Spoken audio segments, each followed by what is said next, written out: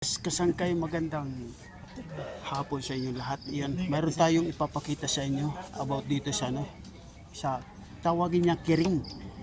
Pero yung sa Tagalog ang tawag ito balimbing. Pero napaka sarap pakikita ko sa inyo. Yan oh. Ayan yun, sa taas yun. Pakita ko sa inyo. Kung ano nasa ng kamay ko yun yan. Tapos ito pakikita. Ito kukunin na ngayon. Abot. Ito mababa lang. Mababa lang. Yan, sige yan. Pakita natin yan. Pwede.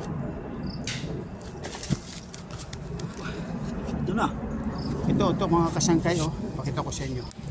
Ito yung tinatawag na kiring. Kiring kung tawagin ito balimbing, di ba? Balimbing sa mga Bisaya ito. Pero masarap itong pagkain.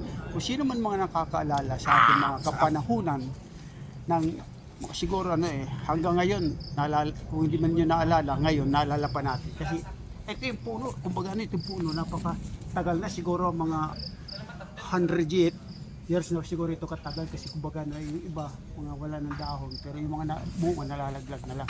So pagkikita ko sa inyo mga kasangkay ito, susubukan natin kung matamis pa siya ngayon. Ang tamis.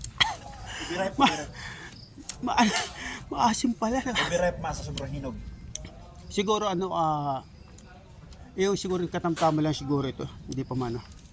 Ito hinog na pero napakaasim. May kasoy sir oh. So, mga kasangkay, dito ko matatapos yung aking ibinahagi sa inyo about dito sa balimbing, na tawaging kiring. Yan. So, maraming salamat po mga kasangkay sa hapon ito na ginawa kong content about dito. Pero tikman natin ulit.